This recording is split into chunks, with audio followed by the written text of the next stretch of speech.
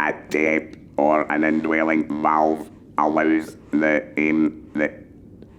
patient as they recover to regain a voice by using the muscles at the back of the neck. That works by diverting the air.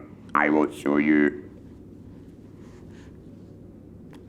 So you would press that, and that would divert the air from the windpipe into the esophagus, and then you form words just by using the tongue and the mouth.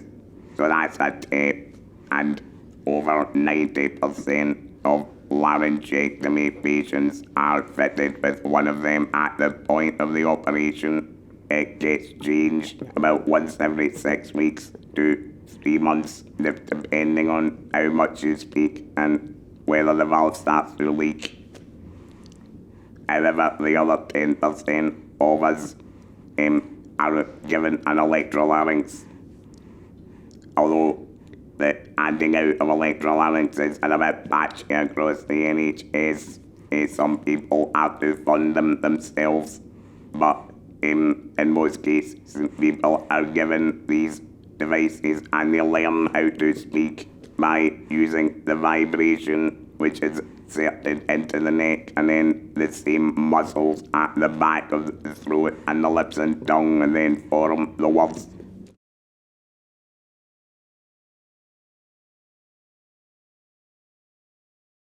I think that comes back to the diagnosis in the first place.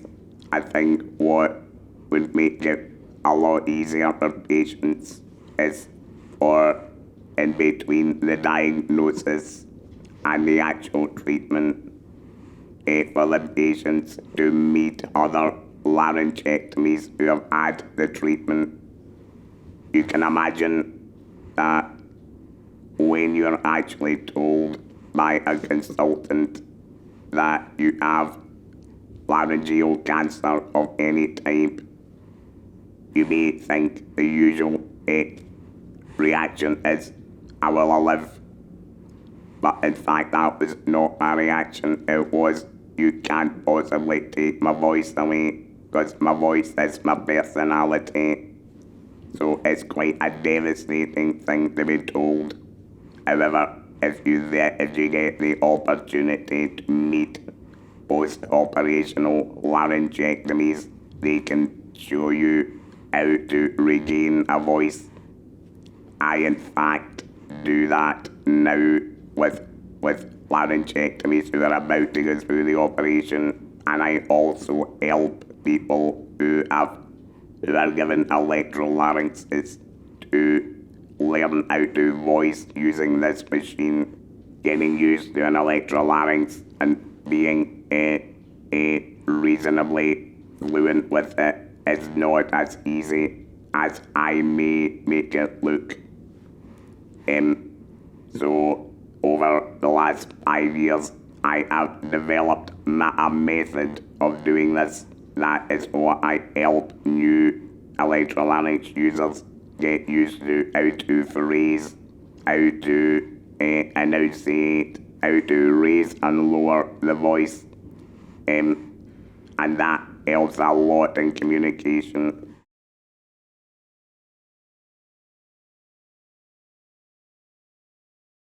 One of the key things with using an electrolarynx or even a valve is maintaining eye-to-eye and face-to-face contact with the person you are speaking to, because although we don't realize it, we all have the ability to lip read.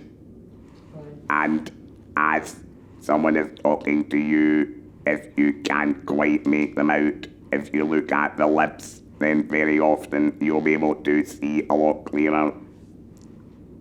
I had some problems at the front end in making people understand this and being able to have the confidence to tell them that. The natural thing that people do when I start to speak to them is they tilt their head towards me, like that, and I've got to say, no, look at me, and you will hear me a lot clearer. The other thing that I tell new Electrolarynx users is do not be scared to use it. Get out there, get into a Costa coffee shop and order yourself a coffee. And that alone is an amazing boost to the ability to communicate as soon as you get out into the open world.